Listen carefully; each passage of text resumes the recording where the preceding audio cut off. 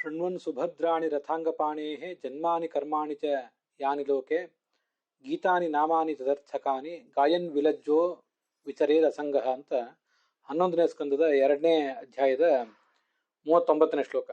ಕಳೆದ ದಿವಸ ನೋಡಿದ್ದೇವೆ. ಇವತ್ತು ನೋಡಬೇಕಾದದ್ದು ಅದ್ರ ಮುಂದಿನ ಶ್ಲೋಕ, ಭಾಗವತ್ ಸಾರೋದ್ಧಾರದಲ್ಲಿ 253ನೇ ಶ್ಲೋಕ ಶೃಣ್ವನ್ ಸುಭದ್ರಾಣಿ ಅಂತ ಅನ್ನೋದು. ಅದನ್ನ ನೋಡಿ ಆಗಿದೆ. 254ನೇ ಶ್ಲೋಕ ಜಹಿ ಆಸುರಂ ಭಾವಿಮಿಮಂ ಅಂತ ಆ ಶ್ಲೋಕ ನಾವು ನೋಡ್ಬೇಕಾದದ್ದು. ಆದರೆ ಆ ಹಿಂದಿನ ಶ್ಲೋಕ ಇನ್ನೊಂದು ಬಾರಿ ನೆನಪು ಮಾಡ್ಕೊಳ್ಬೇಕು ಅಂತ ಅನಿಸ್ತು. ಅದಕ್ಕಾಗಿ ಅದನ್ನು ಹೇಳಿದೆ ಈಗ ಮಂಗಲಾಚರಣದಲ್ಲಿ. ಅಲ್ಲಿ ಏತಾವಾನೇವ ಲೋಕೇಸ್ಮಿನ್ ಪುಂಸಾಂ ಸ್ವಾರ್ಥ ಪರಸ್ಮೃತಃ ಏಕಾಂತ ಭಕ್ತಿರ್ ಗೋವಿಂದೇ ಯತ್ ಸರ್ವತ್ರ ತದೀಕ್ಷಣಂ ಅಂತ ಶ್ಲೋಕ ಬಂದಿದೆ. ಈ ಜಗತ್ತಿನಲ್ಲಿ ಅತ್ಯಂತ ದೊಡ್ಡ ಪ್ರಯೋಜನ ಏನು ಮಾನವನಿಗೆ ಅಂದರೆ ಭಗವಂತ ಸರ್ವಾಂತರ್ಯಾಮಿ ಅಂತ ತಿಳಿಯೋದು, ಮತ್ತೆ ಅವನಲ್ಲಿ ಭಕ್ತಿ ಮಾಡೋದು ಅಂತ ಬಂದಿದೆ. ಅದು ಒಂದು ಅರ್ಥ ಸರಿಯೇ. ಮತ್ತೆ ಅದಕ್ಕೆ ಅದೇ ಅರ್ಥನೇ ಇನ್ನೊಂದು ಮಗ್ಗುಲಿನಿಂದ ಹೇಳೋದಾದ್ರೆ, ಈ ಜಗತ್ತಿನಲ್ಲಿ ಒಬ್ಬ ವ್ಯಕ್ತಿ ಏರಬಹುದಾದ ಅತ್ಯುನ್ನತ ದೃಷ್ಟಿಕೋನ, ಒಬ್ಬ ವ್ಯಕ್ತಿ ಒಬ್ಬ ಸಾಧಕ ತಾಳಬಹುದಾದ ಅತ್ಯುನ್ನತ ದೃಷ್ಟಿಕೋನ, ಮತ್ತೆ ಅವನು ಮಾಡಬಹುದಾದಂತಹ ಅತ್ಯುನ್ನತ ಸಾಧನ ಅಂದ್ರೆ ಏನು? ಏಕಾಂತ ಭಕ್ತಿರ್ ಗೋವಿಂದೇ ಯತ್ ಸರ್ವತ್ರ ತದೀಕ್ಷಣಂ.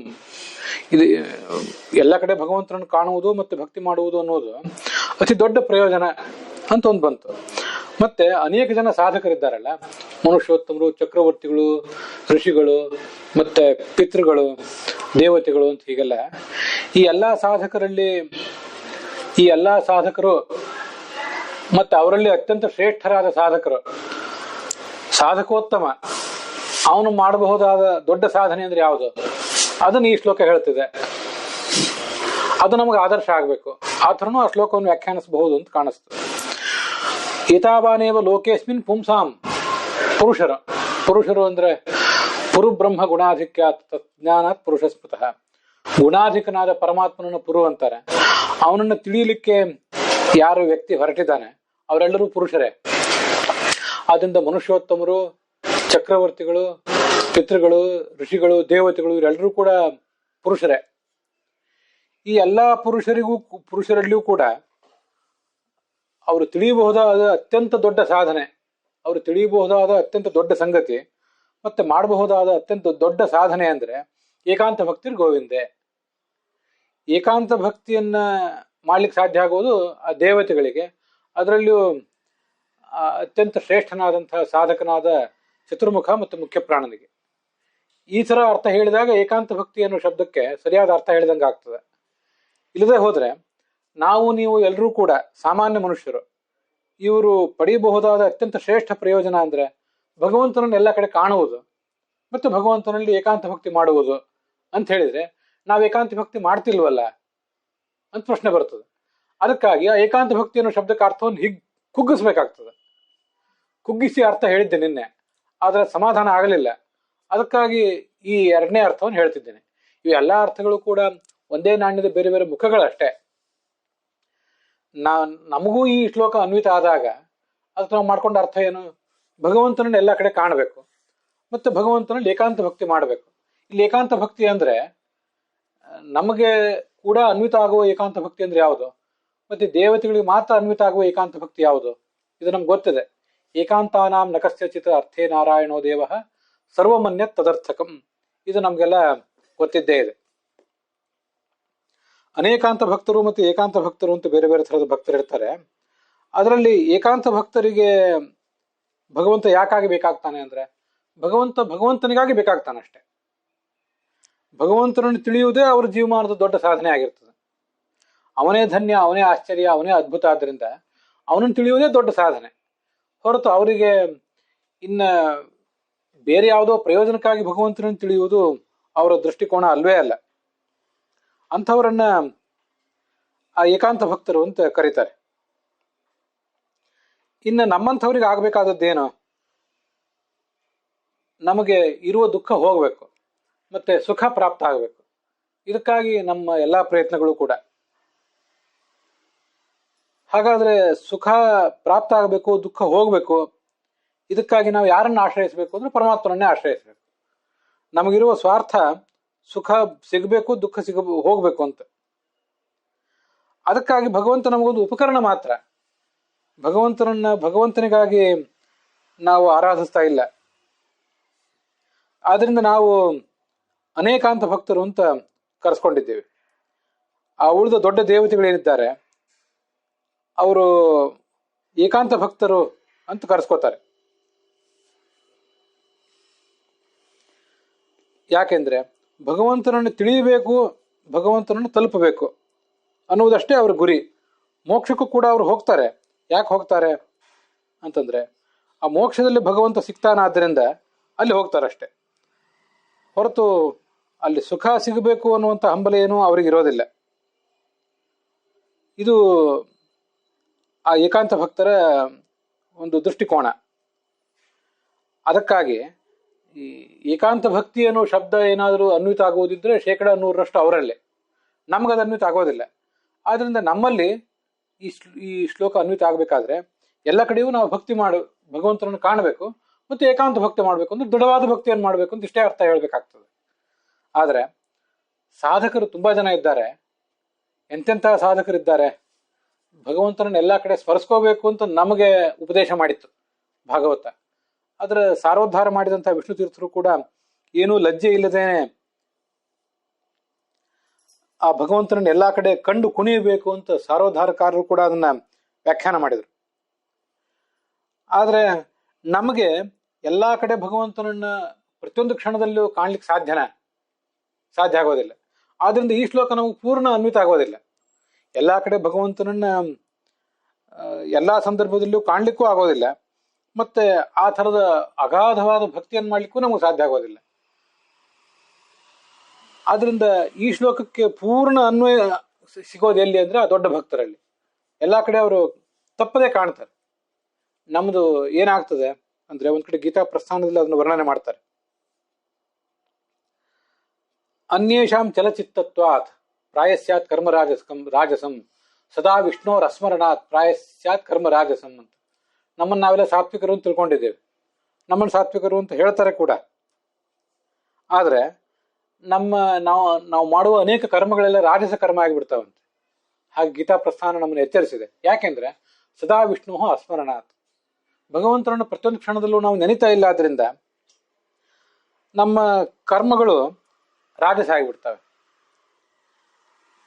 ಯಾವಾಗ ಎಲ್ಲ ಕ್ಷಣದಲ್ಲೂ ಭಗವಂತನನ್ನ ಕಾಣ್ಲಿಕ್ಕೆ ನಾವು ಪ್ರಯತ್ನ ಪೂರ್ಣವಾಗಿ ಸಾಧ್ಯ ಆಗ್ತದೆ, ಆವಾಗ ನಮ್ಮ ಕರ್ಮ ಅದು ರಾಜಸ ಇದ್ದದ್ದು ಸಾತ್ವಿಕ ಆಗ್ತದೆ. ಈ ಸದ್ಯ ನಾವೆಲ್ಲ ಆದ್ರಿಂದ ರಾಜಸ ಕರ್ಮಗಳನ್ನೇ ಮಾಡುವಂಥವ್ರು. ಆದ್ರಿಂದ ಪೂರ್ಣವಾಗಿ ಎಲ್ಲಾ ಸಂದರ್ಭದಲ್ಲಿಯೂ ತಪ್ಪದೆ ಭಗವಂತನನ್ನು ಕಾಣುವವರು ಆ ಏಕಾಂತ ಭಕ್ತರು. ಮತ್ತೆ ಅವನಲ್ಲಿ ಆ ಥರದ ಎಲ್ಲಾ ವಸ್ತುಗಳಲ್ಲಿಯೂ ಅವನ ಸನ್ನಿಧಾನ ಕಂಡು ಅವನನ್ನು ಅಂಥ ಭಕ್ತಿಯಿಂದ ಆರಾಧನೆ ಮಾಡುವುದು ಕೂಡ ಅವರಿಗೆ ಸಾಧ್ಯ ಅಂತ. ಇನ್ನೊಂದು ಅರ್ಥವನ್ನು ಪರಹ ಸ್ವಾರ್ಥ, ಒಬ್ಬ ಸಾಧಕ ತಲುಪಬಹುದಾದ ಅತ್ಯಂತ ದೊಡ್ಡ ಎತ್ತರ ಅಂದ್ರೆ ಎಲ್ಲ ಕಡೆ ಭಗವಂತನನ್ನು ಕಾಣೋದು. ಉಳಿದವ್ರು ನಮ್ಮಂಥವ್ರ ಬಗ್ಗೆ ಹೇಳಲಿಕ್ಕೆ ಮಾತ್ರ ಸಾಧ್ಯ, ಎಲ್ಲ ಕಡೆ ಕಾಣ್ಲಿಕ್ಕೆ ಸಾಧ್ಯ ಆಗೋದಿಲ್ಲ. ಈಗ ಒಂದು 3-4 ಪ್ರವಚನಗಳಲ್ಲಿಯೂ ಇದನ್ನೇ ನಾವು ಕೇಳ್ತಾ ಇದ್ದೇವೆ. ನಮ್ಮಂಥವ್ರಿಗೆ ಎಲ್ಲಾ ಸಂದರ್ಭದಲ್ಲೂ ಅದು ಸಾಧ್ಯ ಆಗೋದಿಲ್ಲ ಅನ್ನೋದನ್ನೇ ಕೇಳ್ತಾ ಇದ್ದೇವೆ. ಹೀಗೆ ಆ ಶ್ಲೋಕಕ್ಕೆ ಅತ್ಯುತ್ಕೃಷ್ಟರಾದ ದೇವತೆಗಳ ಪರವಾಗಿ ಒಂದು ಅರ್ಥ ಮಾಡ್ಕೊಳ್ಬೇಕು. ಆದ್ರೆ ನಮಗದೊಂದು ಆದರ್ಶವಾಗಿರ್ಬೇಕು ಅನ್ನೋದನ್ನು ಕೂಡ ಗಮನಿಸ್ಬೇಕು ಅಂತ ಕಾಣಿಸ್ತು. ಅದಕ್ಕಾಗಿ ಹೇಳಿದೆ.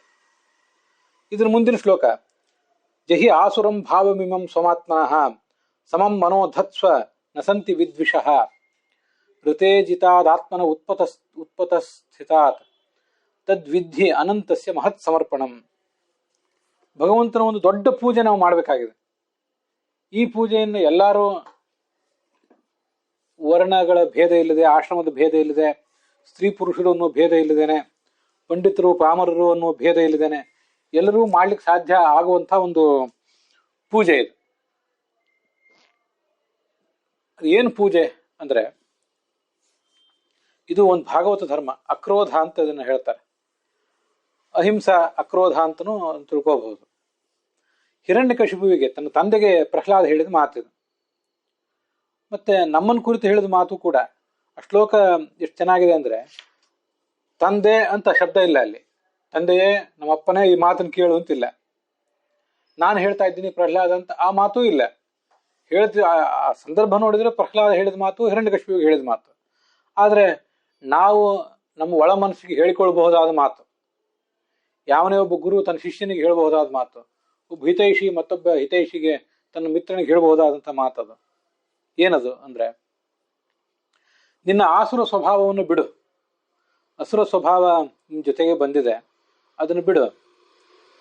ಎಲ್ಲಾ ಕಡೆನೂ ಕೂಡ ಸ್ನೇಹಪೂರ್ಣವಾದಂತಹ ಮನಸ್ಸನ್ನ ಇಡು. ಸಮಂ ಸರ್ವಭೂತೇಷು ಧತ್ಸ್ವ ಸ್ಥಾಪಯ, ಎಲ್ಲಾ ಕಡೆ ಇಡು. ಅಲ್ಲೊಂದು ಪ್ರಶ್ನೆ, ನನು ಮಿತ್ರೇವ ಉದಾಸೀನೇವ ಕಥಂಚಿತ್ ಸಮಂ ಮನೋ ನಿವೇಷ್ಟುಂ ಶಕ್ಯಂ ವಿದ್ವಿಷ್ಟೇತು ಕಥಂ ಶಕ್ಯತೆ ಇತ್ಯತ ಉಕ್ತಂ ಋತೇಯತೆ. ಮನಸ್ಸನ್ನ ಈ ಎಲ್ಲಾ ಜೀವಿಗಳಲ್ಲೂ ಕೂಡ ಸೌಹಾರ್ದಪೂರ್ಣವಾದ ಮನಸ್ಸು ಇಡು ಅಂತ ಹೇಳಿದ್ರಿ. ಏನಾದ್ರೂ ಒಂದು ಮಾಡಿ ಮಿತ್ರನ ಬಗ್ಗೆ ಅಂತೂ ಸೌಹಾರ್ದಪೂರ್ಣವಾದ ಮನಸ್ಸಿದ್ದು ಇಟ್ಟೇ ಇಡ್ಲಿಕ್ಕೆ ಸಾಧ್ಯ ಇದೆ. ಇನ್ನು ಉದಾಸೀನನ ಬಗ್ಗೆನೂ ಕೂಡ ಅವನಿಂದ ನಮ್ಗೇನು ಆಗಬೇಕಾದ ಪ್ರಯೋಜನ ಇಲ್ಲ, ಆದರೂ ಕೂಡ ಕೆಟ್ಟದೇನೇನೇನು ಮಾಡ್ತಾ ಇಲ್ವಲ್ಲ, ಆದ್ರಿಂದ ಅವನ ಬಗ್ಗೆನೂ ಕೂಡ ಒಂದು ಒಳ್ಳೆ ಮನಸ್ಸನ್ನು ಇಡೋದು ಸಾಧ್ಯ ಇದೆ. ಅದನ್ನೇ ಕಥಂಚಿತ್ ಅಂತ ಹೇಳಿದ್ರು. ನಮ್ಮ ಸ್ವಭಾವ ಹೇಗಿದೆ ಅಂದ್ರೆ, ಮಿತ್ರನ ಬಗ್ಗೆ ಇಡ್ತೇವೆ ಯಾಕಂದ್ರೆ ಅವ್ನು ಇನ್ನೊಂದು ಕೆಲಸ ಅವ್ನು ಮಾಡ್ತಾನೆ. ಉದಾಸೀನ ಅವನಿಂದ ನಮಗೇನು ಉಪಯೋಗ ಇಲ್ಲ ಅಂಥವನ ಬಗ್ಗೆ ನಾವ್ಯಾಕೆ ಒಳ್ಳೆ ಮನೋಭಾವ ತಾಳ್ಬೇಕು ಅಂತ ನಾವು ಸ್ವಾರ್ಥದಿಂದ ಆಲೋಚನೆ ಮಾಡ್ತೇವೆ. ಅಂಥವನ ಬಗ್ಗೆನೂ ಒಳ್ಳೆ ಮನೋಭಾವ ತಾಳಿರಿ, ಕಥಂಚಿತ್ ಕಷ್ಟ ಆದ್ರೂ ತಾಳ್ರಿ.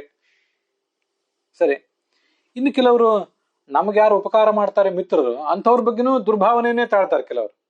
ಅವರಂತೂ ಪರಮ ನೀಚರೇ. ಆದ್ರೆ ನಮ್ಮಂಥವ್ರಿಗೆ ಸಾಮಾನ್ಯವಾಗಿ ಮಿತ್ರನ ಬಗ್ಗೆ ಒಳ್ಳೆ ಭಾವನೆ ಇಡ್ಲಿಕ್ಕೆ ಸಾಧ್ಯ. ಉದಾಸೀನನ ಬಗ್ಗೆನೂ ಕೂಡ ಒಳ್ಳೆ ಭಾವನೆ ಇಡಿರಿ ಅಂತ ಶಾಸ್ತ್ರ ಹೇಳ್ತದೆ. ಆದ್ರೆ ದ್ವೇಷಿಗಳ ಬಗ್ಗೆ ಇಡುವುದು ಹೇಗೆ ಒಳ್ಳೆ ಮನೋಭಾವ? ಅವ್ರ ಬಗ್ಗೆನೂ ಸೌಹಾರ್ದ ತಾಳಿ ಅಂತ ಹೇಳ್ತಿದ್ದೀರಲ್ಲ, ಇದು ಹೇಗೆ ಸಾಧ್ಯ? ಇದು ತುಂಬಾ ಕಷ್ಟವಾಗಿದೆಯಲ್ಲ ಅಂತ ಎಲ್ಲರಿಗೂ ಒಂದು ಪ್ರಶ್ನೆ ಬರ್ತದೆ. ಸಮಂ ಮನೋಧತ್ಸ್ವ, ಸಮವಾದ ಮನಸ್ಸನ್ನೇ ಎಲ್ಲಾ ಕಡೆನೂ ಕೂಡ ಇಡಿ ಅಂತ ಹೇಳ್ತಾ ಇದ್ದೀರಿ. ಅದು ಹೇಗೆ? ವಿದ್ವಿಷ್ಟೇತು ಕಥಂ ಶಕ್ಯತೆ ಇತ್ಯತಃ ಅಜಿತಾಜಿತೆ. ಇಲ್ಲಿ ಈ ದ್ವೇಷಿಗಳಲ್ಲಿಯೂ ಕೂಡ ಮನಸ್ಸು ಇಡಬೇಕಾದ್ರೆ, ಸಮಾನವಾದ ಮನಸ್ಸು, ಉದ್ವಿಗ್ನವಾಗದ ಮನಸ್ಸು ಇಡಬೇಕು ಹೋದ್ರೆ ಅದು ಹೇಗೆ ಸಾಧ್ಯ ಅಂದ್ರೆ, ನಾವೊಂದು ಬಾರಿ ಆಲೋಚನೆ ಮಾಡಬೇಕು, ನಮ್ಮ ಒಳಗಿನ ಸಂಗತಿ ಏನು ಅಂತ ಆಲೋಚನೆ ಮಾಡಬೇಕು. ನನಗೆ ಈ ಜಗತ್ತಿನಲ್ಲಿ ಮಿತ್ರರು ಯಾರು, ಉದಾಸೀನರು ಯಾರು, ಶತ್ರುಗಳು ಯಾರು ಅಂತ ಒಂದು ಬಾರಿ ಆಲೋಚನೆ ಮಾಡಬೇಕು. ಆ ಥರ ಆಲೋಚನೆ ಮಾಡ್ತಾ ಕೂತಾಗ ಮೊದಲ ವಿಮರ್ಶೆಗೆ, ಮೊದಲ ಆಲೋಚನೆಗೆ ನಮ್ಮ ಜೀವಮಾನದ ತೊಂದರೆ ಕೊಟ್ಟಿರುವಂಥವ್ರು ತುಂಬಾ ಜನ ನೆನಪಿಗೆ ಬಂದ್ಬಿಡ್ತಾರೆ. ಅವರೆಲ್ಲ ನಮ್ಮ ದ್ವೇಷಿಗಳು. ಇನ್ನು ಕೆಲವರು ಇದ್ದಾರೆ ನೋಡಿ, ಅವ್ರೇನು ತೊಂದರೆ ಕೊಟ್ಟಿಲ್ಲ, ಒಳ್ಳೇದು ಮಾಡಿಲ್ಲ, ಕೆಲವರು ಒಳ್ಳೇದು ಮಾಡಿದ್ದಾರೆ ಅಂತ ಹೀಗೆಲ್ಲ ನಮ್ಗೆ ನೆನಪಿಗೆ ಬರ್ತದೆ. ಆದ್ರೆ ವಸ್ತುತಃ ನಮಗೆ ತುಂಬಾ ತೊಂದರೆ ಕೊಟ್ಟಿರುವಂಥ ಶತ್ರು ಅಂದ್ರೆ ಯಾರು? ಈ ಮನಸ್ಸನ್ನು ಬಿಟ್ರೆ ಇನ್ನು ಯಾರೂ ಕೂಡ ಇಲ್ಲವೇ ಇಲ್ಲ. ದುರ್ಮಾರ್ಗವನ್ನು ಹಿಡಿದಂತಹ ಮನಸ್ಸೊಂದಿದೆಯಲ್ಲ, ಆ ಮನಸ್ಸನ್ನೊಂದನ್ನು ಬಿಟ್ರೆ ಇನ್ಯಾವ ದ್ವೇಷಿಯೂ ಕೂಡ ನಿನಗಿಲ್ಲ. ಆ ಮನಸ್ಸೇ ಮನೆಯೋ ಮನುಷ್ಯಾಣಂ ಕಾರಣಂ ಬಂಧ ಮೋಕ್ಷಯೋ ಅಂತ ಭಗವದ್ಗೀತಾದಲ್ಲೇ ಹೇಳುವುದು ಅದಕ್ಕಾಗಿ. ನಮ್ಮನ್ನ ಮುಕ್ತಿಗೆ ಏರಿಸುವಂಥದ್ದು ಈ ಮನಸ್ಸೇ, ನಮ್ಮ ಸಂಸಾರದಲ್ಲಿ ಕಟ್ಟಿ ಹಾಕುವಂಥದ್ದು ಕೂಡ ಈ ಮನಸ್ಸೇ. ಆದ್ರಿಂದ ಅದೇ ಮನಸ್ಸೇ ಮಿತ್ರ, ಮನಸ್ಸೇ ನಮಗೆ ಶತ್ರು ಕೂಡ. ವಿದ್ವಿಷಃ ವಸ್ತುತೋ ನ ಸಂತ್ಯೇವ ಅಂತಾರೆ. ವಸ್ತುತಃ ದ್ವೇಷಿಣಾಹ ಉದಾಸೀನಾಹ ಮಿತ್ರಂ ಚೇತಿ ನ ಸಂತ್ಯೇವ. ದ್ವೇಷಿಗಳೂ ಇಲ್ಲ, ದ್ವೇಷಿಗಳಿಲ್ಲ ಅಂತ ಮಾತ್ರ ಅಲ್ಲ, ಉದಾಸೀನರೂ ಇಲ್ಲ, ಮಿತ್ರರೂ ಇಲ್ಲ. ಮನೋದೋಷೇಣೈವ ತಥಾ ಭಾಸಂತೆ ತಚ್ಚ ಸನ್ಮಾರ್ಗ ವಿರುದ್ಧಂ. ನಮ್ಮ ಮನಸ್ಸು ಕಲುಷಿತ ಆಗಿರೋದ್ರಿಂದ ನಮಗೆ ಯಾರ್ಯಾರೋ ದ್ವೇಷಿಗಳಾಗಿ, ಮತ್ತಾರೋ ಉದಾಸೀನರಾಗಿ, ಮತ್ತಾರೋ ಮಿತ್ರರಾಗಿ ಕಾಣ್ತಾ ಇದ್ದಾರೆ. ಇದು ಸನ್ಮಾರ್ಗ ವಿರುದ್ಧ. ಈ ಥರದ ಆಲೋಚನೆಯೇ ತಪ್ಪು ಅಂತ ಹೇಳ್ತಿದೆ ಇಲ್ಲಿ ವಿಷ್ಣು ತೀರ್ಥರ ವ್ಯಾಖ್ಯಾನ. ಅದಕ್ಕೆ ವಿರುದ್ಧವಾಗಿ ನಮ್ಮ ಮನಸ್ಸನ್ನು ಎಲ್ಲ ಕಡೆ ಇಡಬೇಕು. ಸುಹೃನ್ಮಿತ್ರಾರ್ಯುದಾಸೀನ ಮಧ್ಯಸ್ಥ ದ್ವೇಷ್ಯ ಬಂಧುಷು ಸಾಧುಷ್ವಪಿ ಚ ಪಾಪೇಶು ಸಮಬುದ್ಧಿರು ವಿಶಿಷ್ಯತೆ ಅಂತ ಭಗವದ್ಗೀತಾವನ್ನೆಲ್ಲ ಓದುವಾಗ ಈ ವಾಕ್ಯನೂ ನಮ್ಮ ಕಣ್ಮುಂದಿದ್ರೆ, ಅದನ್ನು ಓದುವಾಗ ಇದು ಕಣ್ಮುಂದಿರ್ಬೇಕು, ಇದನ್ನು ಓದುವಾಗ ಅದು ಕಣ್ಮುಂದಿರ್ಬೇಕು. ಆವಾಗ ಸಮಬುದ್ಧಿ ಅಂದ್ರೆ ಏನು, ಹೇಗೆ ಸಮಬುದ್ಧಿ ಆಗಬೇಕು, ಅವರಲ್ಲಿ ಸಮಬುದ್ಧಿ ಇಡೋದು ಹೇಗೆ ಅದಕ್ಕೊಂದು ಮನಸ್ಸಿಗೊಂದು ಟ್ರೈನಿಂಗ್ ಬೇಕಲ್ಲ. ವಸ್ತುತಃ ಅವರು ನಿಮಗೆ ದ್ವೇಷಿಗಳಾಗಿ ಕಾಣುವುದು ನಿನ್ನ ಮನೋದೋಷದಿಂದ. ಇಷ್ಟು ತಿಳ್ಕೊಂಡ್ಬಿಟ್ರೆ ಇದರಲ್ಲಿ ನನ್ನದೇ ತಪ್ಪಿರೋದು ಏನಿದ್ರು, ನಾನೇ ಇದಕ್ಕೆ ಕಾರಣ.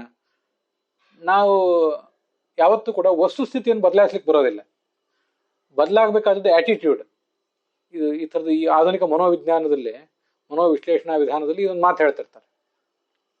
You cannot change the environment, but you can change your attitude ಅಂತ ಹೇಳ್ತಿರ್ತಾರೆ.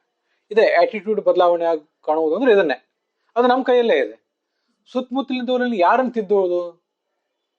ನಿಮ್ಮ ತನುವ ಸಂತೈಸಿಕೊಳ್ಳಿ, ನಿಮ್ಮ ಮನವ ಸಂತೈಸಿಕೊಳ್ಳಿ. ಇನ್ನು ಬೇರೆಯವ್ರನ್ನ ತಿದ್ದು ಏನು ಮಾಡ್ಬೇಕಾಗಿದೆ? ಬೇರೆಯವ್ರನ್ನ ತಿದ್ದಲಿಕ್ಕೆ ಸಾಧ್ಯ ಇದೆಯೇನು? ಯಾರನ್ನು ತಿದ್ದುವುದು? ಜಗತ್ತಿನಲ್ಲಿ ಎಷ್ಟು ಜನ ಇದ್ದಾರೆ, ಎಷ್ಟು ಜನ ಶತ್ರುರಿದ್ದಾರೆ, ಎಷ್ಟು ಜನ ಮಿತ್ರರಿದ್ದಾರೆ, ಎಷ್ಟು ಜನ ಉದಾಸೀನರಿದ್ದಾರೆ. ಪ್ರಾಯ ಇದನ್ನೆಲ್ಲ ನೀವು ಕೇಳ್ತಾ ಇರುವವರು ತುಂಬಾ ಅನುಭವಿಗಳಾಗಿದ್ದಾರೆ. ನಮ್ಮ ಮಕ್ಕಳೇ ನಮ್ಮ ಮಾತು ಕೇಳೋದಿಲ್ಲ. ಎಲ್ಲ ಕಡೆ ಕೇಳ್ತಾರ? ನಮ್ಮ ಮಕ್ಕಳು ಕೇಳೋದಿಲ್ಲ. ನಮ್ಮ ಮನಸ್ಸು ನಮ್ಮ ಮಾತು ಕೇಳ್ತದ? ನಮ್ಮ ಮನಸ್ಸೇ ಕೇಳೋದಿಲ್ಲ, ನಮ್ಮ ಮಕ್ಕಳೇ ಕೇಳೋದಿಲ್ಲ. ಮತ್ತು ಹಾಗಿದ್ದಾಗ ನಾವು ಇನ್ನೊಬ್ಬರೆಲ್ಲ ಜಗತ್ತಿನಲ್ಲಿ ಯಾರ್ಯಾರೋ ಎಂತೆಂಥವರೋ ಇದ್ದಾರೆ, ಅವರೆಲ್ಲ ನಮಗೆ ಅನುಕೂಲರಾಗಿರ್ಲಿ, ಅವ್ರು ಯಾರು ನಮಗೆ ದ್ವೇಷಿಗಳಾಗಿರೋದು ಬೇಡ, ಎಲ್ಲರೂ ನಮಗೆ ಮಿತ್ರರೇ ಆಗಿರ್ಲಿ ಅಂತ ನಾವು ಹೇಗೆ ನಿರೀಕ್ಷೆ ಮಾಡೋದು? ಇದು ನಮ್ಮ ಮನೋದೋಷ ಅಷ್ಟೆ. ಆದ್ರಿಂದ ಮನಸ್ಸಿನ ಭಾವವನ್ನು ಬದಲಾವಣೆ ಮಾಡ್ಕೊಂಡ್ಬಿಟ್ರೆ, ಆಟಿಟ್ಯೂಡ್ ಬದಲಾವಣೆ ಮಾಡ್ಕೊಂಡ್ಬಿಟ್ರೆ ಎಲ್ಲವೂ ಸರಿಯಾಗಿ ಹೋಗ್ತದೆ. ರಾತ್ರೋರಾತ್ರಿ ಮನುಷ್ಯ ಸಂತನಾಗಿಬಿಡ್ತಾನೆ. ಅದು ಸನ್ಮಾರ್ಗಕ್ಕೆ ವಿರುದ್ಧ. ಅದನ್ನ ಬಿಟ್ಟು ಬಿಡು. ಸರ್ವತ್ರ ಸಮವಾಗಿ ಮನಸ್ಸನ್ನಿಡು. ಅದರಿಂದ ಒಂದು ಮಹಾ ಪ್ರಯೋಜನ ಇದೆ. ಈ ಮನಸ್ಸು ಅಜಿತ ಇದೆ, ಉತ್ಪತ್ತ ಸ್ಥಿತ, ಯಾವಾಗಲೂ ದುರ್ಮಾರ್ಗದಲ್ಲೇ ಹೋಗೋ ಮನಸ್ಸಿದು. ಇದನ್ನು ಹಿಡಿತದಲ್ಲಿ ಇಟ್ಕೊಳ್ಳೋದು ಕಷ್ಟ. ಅಸಂಶಯಂ ಮಹಾಬಾಹೋ ಮನೋ ದುರ್ನಿಗ್ರಹಂ. ಹಿಡಿತದಲ್ಲಿ ಇಟ್ಕೊಳ್ಳೋದು ಬಹಳ ಕಷ್ಟ. ಚಲಂ. ಇದಕ್ಕೆ ಏನು ಮಹಾಪ್ರಯೋಜನ ಅಂದ್ರೆ ತದ್ವಿಧಿ ಅನಂತಸ್ಯ ಮಹತ್ ಸಮರ್ಪಣಂ. ಒಬ್ಬ ವ್ಯಕ್ತಿ ತನ್ನ ಜೀವಮಾನದಲ್ಲಿ ಮಾಡಬಹುದಾದ ಅತಿ ದೊಡ್ಡ ಪೂಜೆ ಅನಂತನ ಪೂಜಾ ಇದೆ. ಅವನು ಅನಂತ ಯಾಕೆ ಅಂದ್ರೆ ಅನಂತ ರೂಪ ಅನಂತ ಶ್ರೀಹಿ ಅಂತ ವಿಷ್ಣು ಸಹಸ್ರನಾಮವನ್ನು ಹೇಳ್ತದೆ. ಈ ಎಲ್ಲಾ ಮಿತ್ರರಲ್ಲಿಯೂ, ಎಲ್ಲಾ ಸ್ನೇಹಿತರಲ್ಲಿಯೂ, ಎಲ್ಲಾ ದ್ವೇಷಿಗಳಲ್ಲಿಯೂ, ಎಲ್ಲಾ ಉದಾಸೀನರಲ್ಲಿಯೂ, ನಿನ್ನೊಳಗೂ ಅನಂತ ರೂಪದಿಂದ ಅವನೇ ಇದ್ದಾನೆ. ಮತ್ ಹಾಗಾದ್ರೆ ಅವರಲ್ಲಿ ಎಲ್ಲರಲ್ಲಿಯೂ ಕೂಡ ಸಮಬುದ್ಧಿಯನ್ನು ಇಡುವುದು, ಅಲ್ಲಿ ಭಗವಂತನನ್ನು ಕಾಣುವುದು ಅಂದ್ರೆ ಅದು ಅನಂತನಿಗೆ ಮಹಾ ಸಮರ್ಪಣೆ ಆಯ್ತದ. ಇದಕ್ಕಿಂತ ಬೇರೆ ಸಮರ್ಪಣೆ, ಹೂವು ಹಣ್ಣುಗಳ ಸಮರ್ಪಣೆ ಇತ್ಯಾದಿಗಳನ್ನ ಮಾಡಿ ಏನು ಬಿಟ್ರೇನು? ಇದಿಲ್ಲದೆ ಹೋದ್ರೆ ಅದನ್ನ ಮಾಡಬಾರ್ದು ಅಂತ ಅರ್ಥ ಅಲ್ಲ. ಇದಿಲ್ಲದೆ ಹೋದ್ರೆ ಅದನ್ನ ಮಾಡಿ ಏನು ಬಿಟ್ಟೇನು? ಒಳಗೆ ನಮ್ಮ ಮನಸ್ಸೇ ಕಲುಷಿತವಾಗಿದ್ದಾಗ, ರಾಗದ್ವೇಷಗಳಿಂದ ಅದು ತುಂಬಿ ಹೋಗಿದ್ದಾಗ, ಅದು ದುರ್ಮಾರ್ಗಗಾಮಿಯಾಗಿದ್ದಾಗ, ಹೊರಗೆ ಭಗವಂತನಿಗೆ ಹೂವು ತುಳಸಿಗಳ ಫಲಪುಷ್ಪಗಳ ವಿವಿಧ ಭಕ್ಷ್ಯ ಭೋಜ್ಯಗಳ ಅರ್ಪಣೆ ಮಾಡಿ ಏನು ಬಿಟ್ಟೇನು? ಇದು ಭಗವಂತನಿಗೆ ನಾವು ಮಾಡಬಹುದಾದಂತಹ ಅತಿ ದೊಡ್ಡ ಸಮರ್ಹಣ. ಅರ್ಹಣ ಅಂದ್ರೆ ಪೂಜಾ, ಸಮರ್ಹಣನೂ ಹೌದು, ಮತ್ತೆ ಸಮರ್ಪಣೆಯೂ ಕೂಡ ಇದು ಹೌದು. ಆ ದೃಷ್ಟಿಯಿಂದ ಸಮರ್ಹಣಂ ಪೂಜನಮಿತಿ ವಿಧಿ. ಪೂಜೆಯಾಚ ಪ್ರಸನ್ನೇ ಭಗವತಿ ಕಿಮಲಭ್ಯಂ. ಕಿಮಲಭ್ಯಂ ಭಗವತಿ ಪ್ರಸನ್ನೇ ಶ್ರೀನಿಕೇತನೆ ಅಂತ ಭಾಗವತದಲ್ಲೇ ಇನ್ನೊಂದ್ ಕಡೆ ಶ್ಲೋಕ ಇದೆ. ಇಂಥ ಪೂಜೆಯಿಂದ ಭಗವಂತ ಪ್ರಸನ್ನನಾಗ್ತಾನೆ. ನೀನು ನನ್ನ ಪ್ರತಿಮೇ ಆದಂತಹ ಈ ಎಲ್ಲ ಸಾಧಕರ ಜೊತೆಗೆ ಹೇಗೆ ನಡ್ಕೊಂಡಿದ್ದಿ? ನನ್ನ ಜೊತೆ ನಾನು ಕಳೆದೊಂದು 2-3 ದಿವಸದಲ್ಲಿ ಹೇಳಿದೆ, ಒಂದು ಪ್ರತಿಮೆ ಕಂಡಾಗ ನಮಸ್ಕಾರ ಮಾಡೋದು ದೊಡ್ಡ ವಿಷಯ ಅಲ್ಲ. ಯಾಕಂದ್ರೆ ಪ್ರತಿಮೆ ಇದ್ರೊಳಗೆ ಭಗವಂತನ ಪ್ರತಿಷ್ಠಾಪಿಸಿದ್ದಾರೆ, ಭಗವಂತನ ಸನ್ನಿಧಾನ ಇದೆ, ನಿತ್ಯ ಇಲ್ಲಿ ಪೂಜಾ ನಡೀತದೆ ಅಂತ ನಮ್ಗೆಲ್ಲ ಗೊತ್ತಿದ್ದೇ ಇರ್ತದೆ. ಅದು ದೊಡ್ಡ ವಿಷಯ ಅಲ್ಲ. ಅಲ್ಲಿ ಎಲ್ಲರೂ ತಲೆ ಬಾಗ್ತಾರೆ. ಅಷ್ಟು ತಲೆಬಾಗ್ಲಿಕ್ಕೆ ಟೈಮ್ ಇಲ್ಲದೆ ಇದ್ದವರು ಹಾದು ಹೋಗುವಾಗ ದೇವರಿಗೆ ಒಂದು ಕೈ ಮುಗಿದು ಹೋಗೋರಿದ್ದಾರೆ. ಬೇರೆ ಬೇರೆ ಯಾರು ವ್ಯಕ್ತಿಗಳಿಗೆ ಕೈ ಮುಗಿತಿರ್ತಾರಲ್ಲ, ಕೈ ಹೀಗೆ ಮಾಡ್ತಿರ್ತಾರಲ್ಲ, ದೇವರಿಗೂ ಕೂಡ ಈ ಕೈ ಹೀಗೆ ಮಾಡಿ ಹೋಗೋರಿದ್ದಾರೆ. ಅದನ್ನೆಲ್ಲರೂ ಮಾಡೇ ಮಾಡ್ತಾರೆ. ದೇವರನ್ನ ಅಲ್ಲಿ ಕಾಣುವುದು ದೊಡ್ಡದಲ್ಲ. ದೇವರನ್ನ ಈ ಪೃಥ್ವಿ, ಅಪು, ತೇಜಸ್ಸು, ವಾಯು, ಆಕಾಶ ಅನ್ನುವಂಥ ಮಹಾಭೂತಗಳು, ಮತ್ತೆ ಸಮುದ್ರಗಳು, ನದಿಗಳು, ತುಳಸಿ, ಪಾರ್ಥೇನಿಯಂನಂಥ ಕ್ಷುದ್ರ ವೃಕ್ಷಗಳು, ಇಲ್ಲೆಲ್ಲ ಭಗವಂತನನ್ನು ಕಾಣಬೇಕಾದ್ರೆ ಒಂದ್ 2-3 ಮೆಟ್ಲು ಮೇರಿ ಇಲ್ಲದೆ ಹೋದ್ರೆ ಸಾಧ್ಯ ಆಗೋದಿಲ್ಲ. ಅದರಿಂದಾಗಿ ಇದನ್ನ ಮಾಡಿ, ಇಲ್ಲಿ ನಮಸ್ಕಾರ ಮಾಡಿ ಅಂತ ಅವಾಗ ಮೊದ್ಲಿಂದ ಅವ್ರು ಹೇಳ್ತಾ ಇರೋದು. ಇದು ಯಾಕೆ ದೊಡ್ಡ ಪೂಜೆ ಅಂತ ಕರ್ಸ್ಕೊತದಂದ್ರೆ, ಅಭ್ಯಾಸ ಬಲದಿಂದ ಯಾವುದೋ ಗೋಡೆಗೋ ಇನ್ಯಾವುದೋ ಪುಸ್ತಕಕ್ಕೆ ನಮಸ್ಕಾರ ಮಾಡ್ತಾನೆ. ಅದು ಮೊದಲೇ ನಮ್ಗೆ ತಿಳಿಸಿರ್ತಾರೆ. ಪುಸ್ತಕಕ್ಕೆ ಅದು ಬಿಡಿಸುವಾಗ ನಮಸ್ಕಾರ ಮಾಡಬೇಕು, ಮುಚ್ಚಿಡುವಾಗ ನಮಸ್ಕಾರ ಮಾಡಬೇಕು, ಸಂಗೀತದ ಉಪಕರಣಗಳಿಗೆ ನಮಸ್ಕಾರ ಮಾಡಬೇಕು ಅಂತೆಲ್ಲ ಹೇಳ್ಕೊಟ್ಟಿರ್ತಾರೆ. ಪುಸ್ತಕ ಹೋಲಿ ಯಾವುದೇ ಪೇಪರ್ಗೂ ಕೂಡ ಎಲ್ಲ ದೇವತೆ ಇದ್ದಾರೆ, ದೇವರು ಇರ್ತಾರೆ ಅಂತ ಹೇಳ್ಕೊಟ್ಟಿರ್ತಾರೆ. ಒಂದು ಗೋಡೆ, ಮತ್ತೊಂದು ಯಾವುದೋ ಕಲ್ಲು, ನೆಲ, ಇದಕ್ಕೆಲ್ಲ ನಮಸ್ಕಾರ ಮಾಡಬೇಕು ಅಂತ ಅನಿಸ್ಬೇಕಾದ್ರೆ ಬಹಳ ದೊಡ್ಡ ಅನುಸಂಧಾನ ಬೇಕಾಗ್ತದೆ. ಅದಕ್ಕಾಗಿ ಅದನ್ನು ರೂಢಿಸ್ಕೋಬೇಕಾಗ್ತದೆ ಪ್ರಯತ್ನ ಪಟ್ಟು. ಅಂಥ ಅನುಸಂಧಾನದಿಂದ ಭಗವಂತ ತೃಪ್ತನಾಗ್ತಾನೆ, ಭಗವಂತ ಪ್ರೀತನಾಗ್ತಾನೆ ಅಂತ. ಅದಕ್ಕಾಗಿ ಬಹಳ ಪ್ರಬಲವಾದ ಅಭ್ಯಾಸದಿಂದ ಅದನ್ನ ಮಾಡ್ಕೋಬೇಕು. ಅದಕ್ಕಾಗಿ ಮಹಾಭಾರತದಲ್ಲಿ ಅದಿದೆ, ನಾನು ತುಳಿಯುವಾಗ ಅಂತ ಹೇಳಿದೆ. ಅದಕ್ಕಾಗಿ ಬೆಳಿಗ್ಗೆ ಎದ್ದು ಕೂಡಲೇ ಸಮುದ್ರ ವಸನೇ ದೇವಿ ಅಂತ ಶ್ಲೋಕ ಎಲ್ಲರೂ ಹೇಳ್ತೇವೆ. ನಾನು ಆ ಶ್ಲೋಕ ಬೇಡ ಅಂತ ಹೇಳ್ತಿಲ್ಲ. ಆ ಶ್ಲೋಕ ಯಾವ ಪುರಾಣದ್ದು ಏನು ಅಂತ ಗೊತ್ತಿಲ್ಲ. ನಮೋಸ್ತು ಪ್ರಿಯದತ್ತಾಯ ಅಂತ ಅನುಶಾಸನ ಪರ್ವದಲ್ಲಿದೆ. ಪ್ರಿಯದತ್ತ ಅಂತ ಭೂಮಿಗೆ ಹೆಸರು.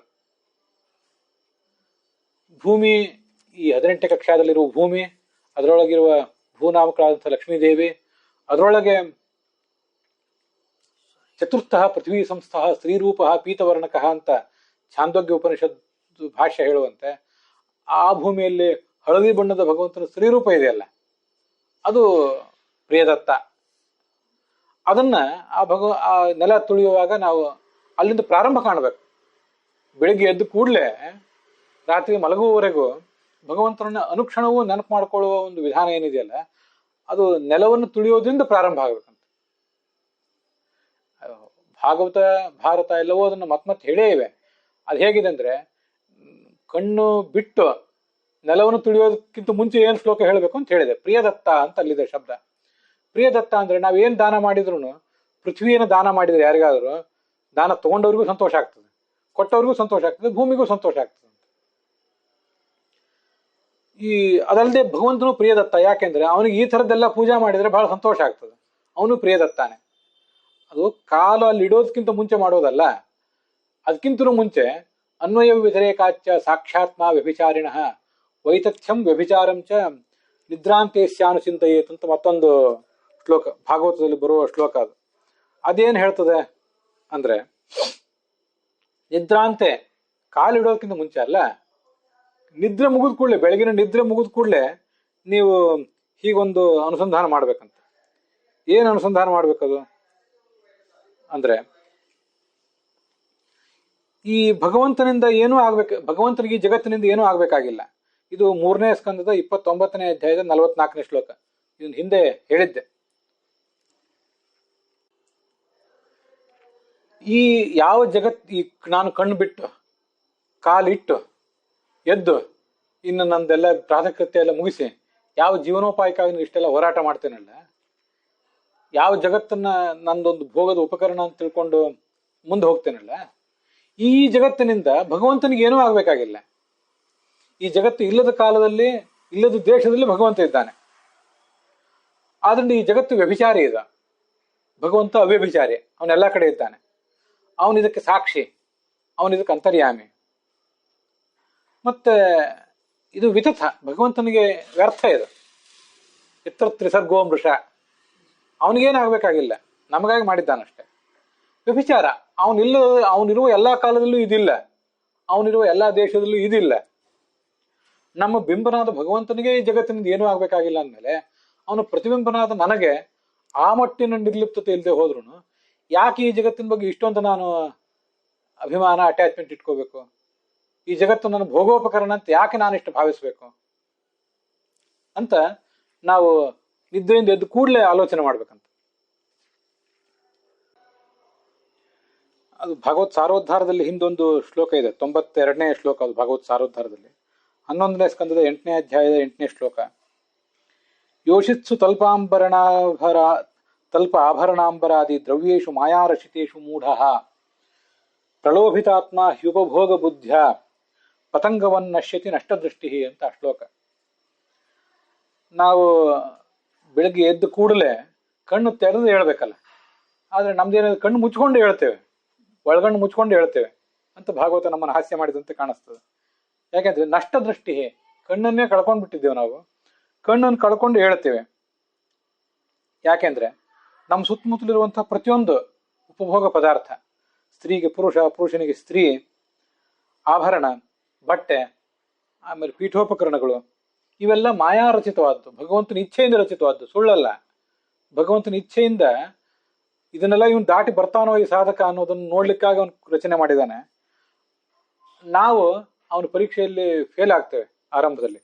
ಪ್ರಲೋಭಿತ ಆತ್ಮ, ನಮ್ಮ ಮನಸ್ಸು ಅದರಿಂದ ಪ್ರಲೋಭಿತ ಆಗ್ತದೆ.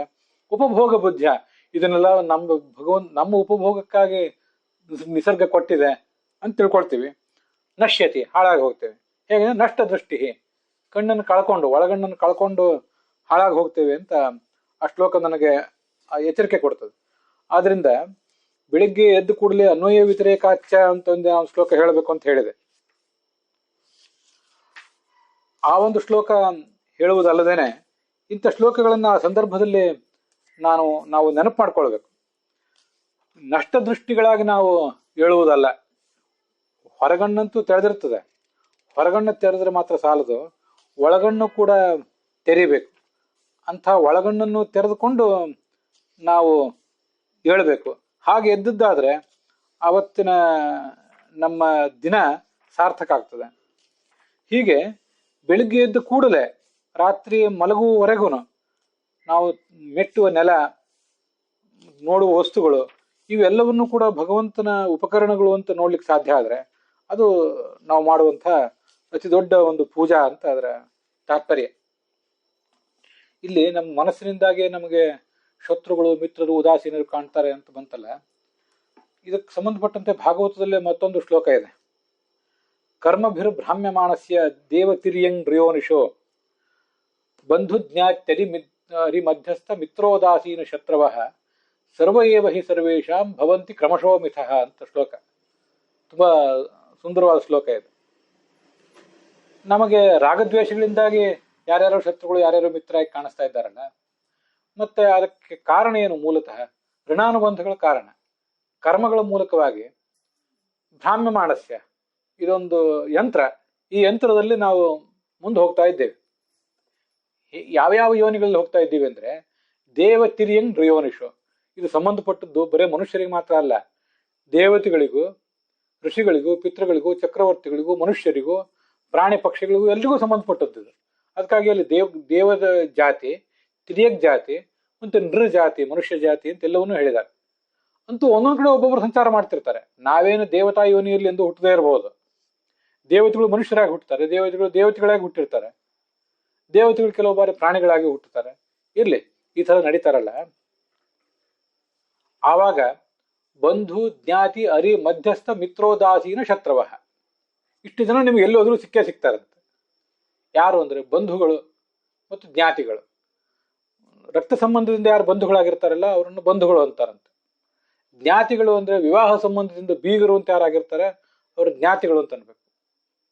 ಬಂಧು ಜ್ಞಾತಿ, ಅರಿ ಅಂದ್ರೆ ಶತ್ರು, ಮಧ್ಯಸ್ಥ ಅಂದ್ರೆ ಉದಾಸೀನ. ಮತ್ತೆ ಬಂಧು ಜ್ಞಾತಿ ಅರಿ ಮಧ್ಯಸ್ಥ ಉದಾಸೀನ. ಮಧ್ಯಸ್ಥನಿಗೂ ಮತ್ತು ಉದಾಸೀನನಿಗೂ ಅಲ್ಲಿ ಇನ್ನೊಂದೇನೋ ಸಣ್ಣ ವ್ಯತ್ಯಾಸ ಹೇಳಿದ್ದಾರೆ. ಇಲ್ಲಿ ಉದಾಸೀನ ಅಂತ ಮಾತ್ರ ಬಂತು, ಅಲ್ಲಿ ಮಧ್ಯಸ್ಥ ಅನ್ನೋ ಶಬ್ದವೂ ಇದೆ ಭಾಗವತದ ಆ ಭಾಗದಲ್ಲಿ. ಅದನ್ನ ಈಗ ನಂಗೆ ನೆನಪು ಮಾಡ್ಕೊಳ್ಲಿಕ್ಕೆ ಆಗ್ತಿಲ್ಲ, ಮತ್ತೊಮ್ಮೆ ಯಾವಾಗ ನೆನಪು ಮಾಡ್ಕೊಳ್ಲಿಕ್ಕೆ ಸಾಧ್ಯ ಆದ್ರೆ ಹೇಳ್ತೇನೆ. ಮತ್ತೆ ಶತ್ರು, ಅರಿ ಶತ್ರು ಅಂತ ಹೀಗೆಲ್ಲ ಬೇರೆ ಬೇರೆ ಥರದ್ದಿದೆ.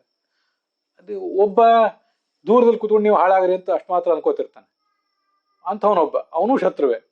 ಸಮೀಪಕ್ಕೆ ಬಂದು ತೊಂದರೆ ಕೊಡುವವನು ಅವನು ಒಬ್ಬ ಶತ್ರು. ಈ ಥರದ ಬೇರೆ ಬೇರೆ ವ್ಯತ್ಯಾಸಗಳನ್ನು ತಿಳ್ಕೋಬೇಕು.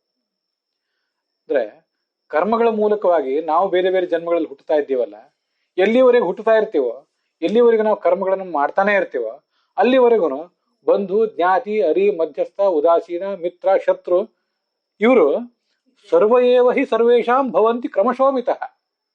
ಕ್ರಮಶಃ, ಕ್ರಮವಾಗಿ. ಇವತ್ತು ಶತ್ರುವಾದವನು ನಾಳೆ ಮಿತ್ರ, ಇವತ್ತು ಉದಾಸೀನಾದವನು ನಾಳೆ ಮಿತ್ರ. ಮತ್ತೆ ಸರ್ವ ಏವ ಹಿ ಸರ್ವೇಷಾಂ, ಇದು ಈ ಶಬ್ದ ಎಷ್ಟು ಚೆನ್ನಾಗಿದೆ ಅಂದ್ರೆ, ನಾನು ಸೃಷ್ಟಿ ಪ್ರಾರಂಭದಿಂದ ಇಲ್ಲಿವರೆಗೆ ಇಷ್ಟು ಜನ್ಮಗಳನ್ನು ಸೇವಿಸಿದ್ದೀನಿ, ಇಷ್ಟು ಅಂತ ಇಟ್ಕೊಳ್ಳಿ. ಯಾಕಂದ್ರೆ ನನಗೂ ಗೊತ್ತಿಲ್ಲ, ನಿಮಗೂ ಎಷ್ಟು ಜನ್ಮ ಸೇವಿಸಿದ್ದೀರಿ ಅಂತ ನಿಮಗೂ ಗೊತ್ತಿಲ್ಲ. ಇಷ್ಟು ಜನ್ಮ ಸೇವಿಸಿದ್ದೀನಿ, ನನಗೆಂದೂ ಯಾರು ಶತ್ರುಗಳು ಬಂದಿಲ್ಲ, ಅಥವಾ ನನಗೂ ಎಂದೂ ಯಾರು ಮಿತ್ರರು ಬಂದಿಲ್ಲ ಅಂತ ನಮ್ಗೇನಾದ್ರು ಹೇಳ್ಕೊಳ್ಳಿಕ್ಕೆ ಸಾಧ್ಯ ಇದೆಯಾ? ಹಿಂದಿನ ಅನೇಕ ಜನ್ಮಗಳಲ್ಲಿ ಶತ್ರುಗಳನ್ನ ನೋಡೇ ಇದ್ದೀವಿ, ಉದಾಸೀನರನ್ನು ನೋಡಿದ್ದೀವಿ, ಮಿತ್ರರನ್ನು ನೋಡಿದ್ದೇವೆ. ಮತ್ತೆ ಈಗಿನ ಜನ್ಮದಲ್ಲೂ ಇದ್ದಾರೆ, ಅವರೆಲ್ಲರೂ ನನಗೆ ಯಾವಾಗಲೂ ಸಿಕ್ಕೇ ಇದ್ದಾರೆ. ಸರ್ವೇ ಏವ ಹಿ ಸರ್ವೇಶಾಂ, ನನಗೂ ಸಿಕ್ಕಿದ್ದಾರೆ, ನಿಮಗೂ ಸಿಕ್ಕಿದ್ದಾರೆ. ನನಗೂ ಆ 3 ಜನ ಸಿಕ್ಕಿದ್ದಾರೆ, ನಿಮಗೂ 3 ಜನ ಸಿಕ್ಕಿದ್ದಾರೆ. ಮತ್ತೆ ಸರ್ವೇ, ಆ ಎಲ್ಲಾ ಜನರು ನನಗೆ ಕೆಲವು ಬಾರಿ ಶತ್ರುಗಳಾಗಿ, ಕೆಲವು ಬಾರಿ ಮಿತ್ರರಾಗಿ ನನಗೆ ಕಂಡಿದ್ದಾರೆ. ನಿಮ್ಗೆ ಯಾರು ಒಂದು ಬಾರಿ ಶತ್ರುಗಳಾಗಿ ಕಂಡಿದ್ದು ಅವ್ರು ನಿಮ್ಗೆ ಮಿತ್ರರಾಗಿ ಕಂಡಿದ್ದಾರೆ. ಈ ಸರ್ವೇ ಮತ್ತು ಮಿತಃ ಅನ್ನೋದಕ್ಕೆ ಹೀಗೆಲ್ಲ ಬೇರೆ ಬೇರೆ ಥರದ ಕಾಂಬಿನೇಷನ್ ಮಾಡ್ಕೋಬೇಕು ಅಂತ ಕಾಣಿಸ್ತದೆ. ಶತ್ರುಗಳು ನನಗೂ ಸಿಕ್ಕಿದ್ದಾರೆ, ಮಿತ್ರರು ನನಗೂ ಸಿಕ್ಕಿದ್ದಾರೆ, ಉದಾಸೀನರು ನನಗೂ ಸಿಕ್ಕಿದ್ದಾರೆ, ನಿಮಗೂ ಸಿಕ್ಕಿದ್ದಾರೆ ಅಂತ ಅಷ್ಟೇ ಅಲ್ಲ. ನನಗೆ ಯಾರು ಶತ್ರುಗಳಾಗಿ ಸಿಕ್ಕಿದ್ರು ಕೆಲವೊಮ್ಮೆ ಅವ್ರು ನಮ್ಗೆ ಇನ್ನೊಂದು ಬಾರಿ ಮಿತ್ರರಾಗಿ ಸಿಗ್ತಾರೆ. ಆವಾಗ ನಮಗೆ ಹಿಂದಿನ ಜನ್ಮದಲ್ಲಿ ಅವ್ರು ನಮ್ಗೆ ಇವರು ಮಿತ್ರರಾಗಿದ್ರು ಅಂತ ಗೊತ್ತೇ ಆಗೋದಿಲ್ಲ. ನಾವು ಅನಗತ್ಯವಾಗಿ ಆ ವ್ಯಕ್ತಿ ಮೇಲೆ ಇವತ್ತು ದ್ವೇಷ ಕಾರ್ತಾ ಇರ್ತೇವೆ, ಉರಿ ಕಾರ್ತಾ ಇರ್ತೇವೆ. ಇದು ಎಲ್ಲಾ ಜನರಿಗೂ ಎಲ್ರಿಗೂ ಆಗ್ತದಂತ ಹೀಗೆ ಅಂತ ಭಾಗವತನೇ ಒಂದ್ ಕಡೆ ಹೇಳಿದೆ. ಮತ್ತೊಂದು ಕಡೆ ಮಹಾಭಾರತ ತುಂಬಾ ಸುಂದರವಾಗಿ ಹೇಳಿದೆ. ಮುನೇರಪಿ ವನಸ್ಥಸ್ಯ ಸ್ವಾನಕರ್ಮಾಣಿ ಕುರುವತಃ ಉತ್ಪದ್ಯಂತೆ ತ್ರಯಃ ಪಕ್ಷಾಃ ಮಿತ್ರೋದಾಸೀನ ಶತ್ರವಃ ಅಂತ. ನಾವು ಸಂಸಾರದಲ್ಲಿ ಮದುವೆ ಮಾಡ್ಕೊಂಡಿದ್ದವರು, ಹೊಟ್ಟೆಪಾಡಿಗಾಗಿ ನಾನಾ ಥರದ ವೃತ್ತಿಗಳನ್ನು ಮಾಡುವವರು, ಅನೇಕ ಹಿತಾಸಕ್ತಿಗಳನ್ನು ಅಂಟಿಸ್ಕೊಂಡವ್ರು ನಾವು. ನಮ್ ಗತಿ ಆ ಕಡೆ ಇರಲಿ, ನಮಗೆ ಮಿತ್ರ ಉದಾಸೀನ ಶತ್ರುಗಳು ಸಿಗ್ತಾರೆ ಅಂತ ಏನು ಹೇಳಬೇಕಾಗಿದೆ? ಮುನೇರಪಿ ವನಸ್ಥಸ್ಯ, ಕಾಡಿನಲ್ಲಿ ಹೋಗಿ ಕೂತ್ಕೊಂಡು ನನಗೆ ವಿವಾಹವೂ ಬೇಡ, ಸಾಂಸಾರಿಕ ಜೀವನವೂ ಬೇಡ, ವೃತ್ತಿಯೂ ಬೇಡ, ಕಾಡಿನಲ್ಲಿ ಸಿಗುವ ಹಣ್ಣು ಹಂಪಲು ತಿಂದುಕೊಂಡು ಬದುಕಿರ್ತೇನೆ ಅಂತ ಯಾರಿರ್ತಾನಲ್ಲ ಅವನಿಗೂ ಕೂಡ ಮಿತ್ರ ಉದಾಸೀನ ಶತ್ರು ಸಿಗ್ತಾನಂತೆ. ಇದನ್ನ ಮಹಾಭಾರತ ಹೇಳಿದೆ. ಹಾಗಾದ್ರೆ ಅವನಿಗೆ ಏನು ಹಿತಾಸಕ್ತಿಗಳಿಲ್ಲ. ಅವನ ಹಿತಾಸಕ್ತಿ ಇರೋದು ಕಾಡಿನಲ್ಲಿ ಯಾರು ಕ್ಲೇಮ್ ಮಾಡದ ನೀರು, ಕ್ಲೇಮ್ ಮಾಡದ ಜಾಗ, ಒಂದಿಷ್ಟು ಬದುಕಲಿಕ್ಕೆ, ಒಂದಿಷ್ಟು ಹಣ್ಣು, ಗಡ್ಡೆ ಗೆಣಸು. ಅಂಥವನಿಗೂ ಮಿತ್ರ ಶತ್ರು ಸಿಗ್ತಾರೆ, ಉದಾಸೀನ ಸಿಗ್ತಾನೆ. ಮತ್ತು ಹಾಗಿದ್ದಾಗ ಅನೇಕ ಥರದ ಹಿತಾಸಕ್ತಿಗಳನ್ನ ಅಂಟಿಸ್ಕೊಂಡು ಬದುಕೋರಿಗೆ ನಮ್ ಗತಿ ಏನು? ಇದು ಮಹಾಭಾರತದ ಮಾತು. ಅಂಥದೇ ಮತ್ತೊಂದು ಮಹಾಭಾರತದ ಮಾತಿದೆ. ಪಂಚತ್ವಾನುಗಮಿಷ್ಯಂತಿ ಯತ್ರ ಯತ್ರ ಗಮಿಷ್ಯಸಿ ಬಂಧು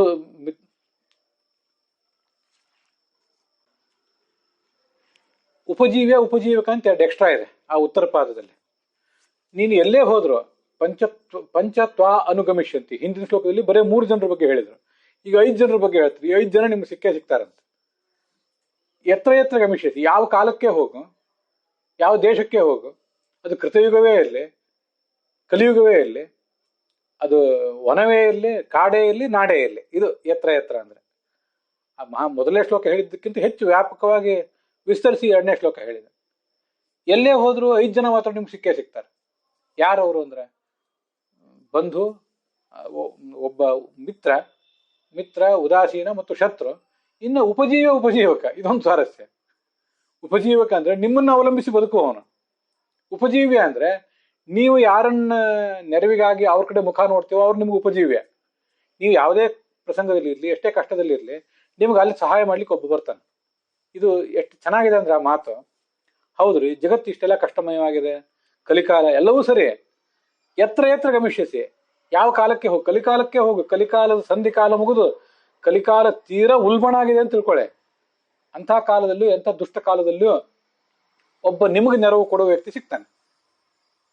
ಮತ್ತೆ ನಿಮ್ಮಿಂದಲೇ ನೆರವು ಪಡ್ಲಿಕ್ಕೆ, ನೀವೇ ತುಂಬಾ ಕಷ್ಟದಲ್ಲಿ ಚಟಪಡಿಸ್ತಾ ಇರ್ತೀರಿ, ನಿಮ್ಮಿಂದ ನೆರವು ಕೇಳ್ಕೊಂಡು ಇನ್ನೊಬ್ಬ ಬರ್ತಾನೆ. ಇಷ್ಟು ಜೀವನದ ವ್ಯಾಪಕವಾದ ದೃಷ್ಟಿಕೋನ ನಾವು ಹೇಗೆ ಇಟ್ಕೋಬೇಕು.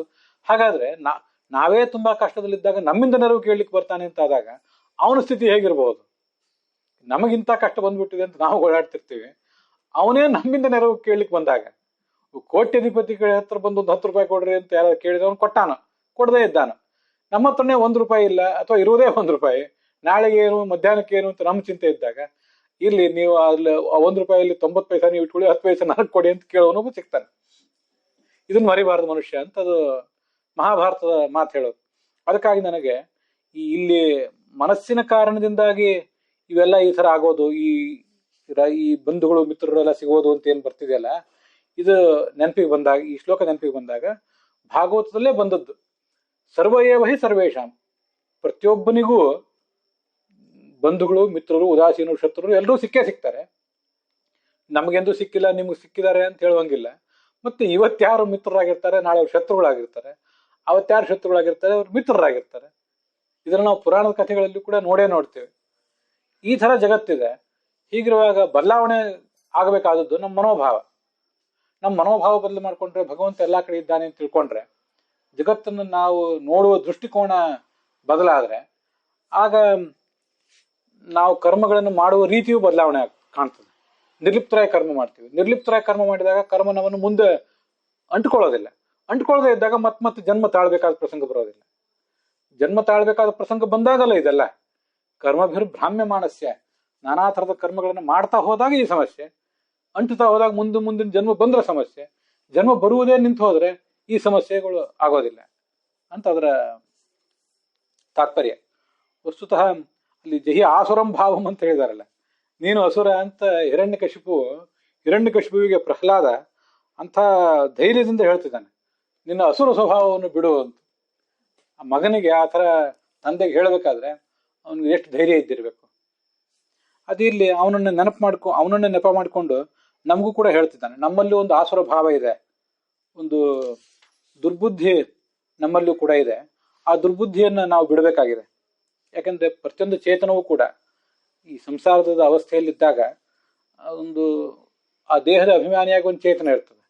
ಒಂದಿಷ್ಟು ಜನ ತತ್ವಾಭಿಮಾನಿ ದೇವತೆಗಳಲ್ಲಿರ್ತಾರೆ, ಮತ್ತೆ ಕೆಲವು ಜನ ದುಷ್ಟ ಶಕ್ತಿಗಳು ಕೂಡ ಅಲ್ಲಿ ಇದ್ದೇ ಇರ್ತಾರೆ ಅಂತ ಭಾಗವತ ತಾತ್ಪರ್ಯದಲ್ಲಿ ಆ ಎಲ್ಲ ವಿವರಣೆ ಬಂದಿದೆ. ನೀವು ಆ ಅಸುರರನ್ನು ಗೆಲ್ಲುವ ಪ್ರಯತ್ನ ಮಾಡಿ, ಹೊರಗಿನ ಅಸುರರನ್ನಲ್ಲ, ಈ ಒಳಗಿನ ಅಸುರರ ದಾಳಿಗೊಳಗಾದ ನಿನ್ನ ಮನಸ್ಸನ್ನು ಗೆಲ್ಲುವ ಪ್ರಯತ್ನ ಮಾಡು. ನಸಂತಿ ವಿದ್ವಿಷಃ, ಎಲ್ಲಿ ಶತ್ರುಗಳೆಲ್ಲಿದ್ದಾರೆ? ನಿನ್ನ ಮನಸ್ಸೇ ನಿನಗೆ ಶತ್ರು ಅಷ್ಟೇ. ಇದನ್ನು ಹೀಗೆ ಭಗವಂತನ ಪೂಜಾ ಮಾಡುವಂತ 7ನೇ ಸ್ಕಂದದ 8ನೇ ಅಧ್ಯಾಯದ 10ನೇ ಶ್ಲೋಕದಲ್ಲಿ ಹೇಳ್ತಾ ಇದ್ದಾನೆ ಪ್ರಹ್ಲಾದ ಹಿರಣ್ಯಕಶಿಪುವಿಗೆ. ಅಲ್ಲಿಗೆ ಇವತ್ತಿನ ಈ ಭಾಗ ಸಮಾಪ್ತವಾಗಿದೆ.